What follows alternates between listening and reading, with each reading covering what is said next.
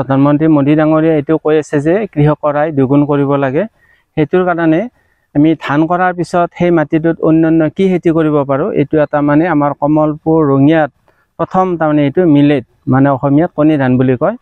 এইটো তাৰমানে এনেকুৱা এটা সময়ত কৰা যায় যে ধান খেতি কৰাৰ পিছত আমি সৰিয়হ কৰি উঠি এইটো খেতি কৰিব পাৰোঁ। গতিকে তাৰমানে ঠিক সেই সময়ত মাটিবোৰ যিহেতু খালী থাকে, গতিকে আমাৰ দৰে বিভিন্ন কৃষকে এইটো কৰি পেলাই মানে কি কৃষকৰ উৎপাদনটো তেনেকৈ বঢ়াব পাৰিব, বা খেতিটোত বৰ বিশেষ যত্ন ল'ব লগা নাই। ধান কৰাৰ দৰে একেই নিয়ম, বা বৰ বেছি দিন নালাগে, 84 দিন বা 90 দিনতে খেতিটো হৈ যায়।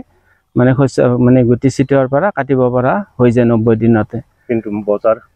কিন্তু বজাৰ এতিয়ালৈ আমি যিহেতু প্ৰথমবাৰ কৰিছোঁ, এতিয়ালৈ বজাৰটো কৈ আছে যদি আমি ঠিক প্ৰেক্টিকেলি মানে হাত দি পোৱা নাই। তথাপি আমাৰ কৃষি বিভাগে কৈছে যে ইয়াৰ উৎপাদনটো, অৰ্থাৎ মানে আমাৰ শিশু কল্যাণ বিভাগ, সমাজ কল্যাণ বিভাগক মানে এইটো দিয়াৰ কাৰণে তেওঁলোকে চুক্তিবদ্ধ হৈ আছে, কিন্তু উৎপাদনটো হোৱা নাই। গতিকে আমি ভাবিছোঁ আমাৰ এইটো হ'লে আমাৰ অসম চৰকাৰৰ মানে কৃষি বিভাগে এইটো আমাৰ পৰা লোৱাৰ ব্যৱস্থা কৰা বুলি কৈছে। আৰু আমাৰ কাহিকুছি কৃষি বিজ্ঞান কেন্দ্ৰই আমাৰ এইটো মানে মিলিং কৰি চাউল কৰি দিয়াৰ এই গোটেই প্ৰচেছিং ব্যৱস্থাটো তেওঁলোকে কৰি দিয়াৰ কাৰণে এইটো ব্যৱস্থা কৰিছে। কেৱল আমি খেতিটো কৰিব লাগে, আৰু এইটো যদি গ্ৰাম্যাঞ্চলত লাৰ্জ স্কেলত হয় তেওঁলোকে সেই প্ৰচেছিং ইউনিট আমাৰ ওচৰে পাজৰে বা আমাক এইটো তেওঁলোকে দি দিব। গতিকে বজাৰৰ কাৰণে আমি আশা কৰি আছোঁ আমাৰ কৃষি বিভাগক। এইটো আচলতে আমাৰ অসমীয়াত কণী ধান বুলি কয়, আৰু ইংৰাজীত মিলেট পেডি বুলি কয়। কিমান বিঘা কৰিছে আপোনালোকে? আমি ইয়াতে 8 বিঘা কৰিছোঁ।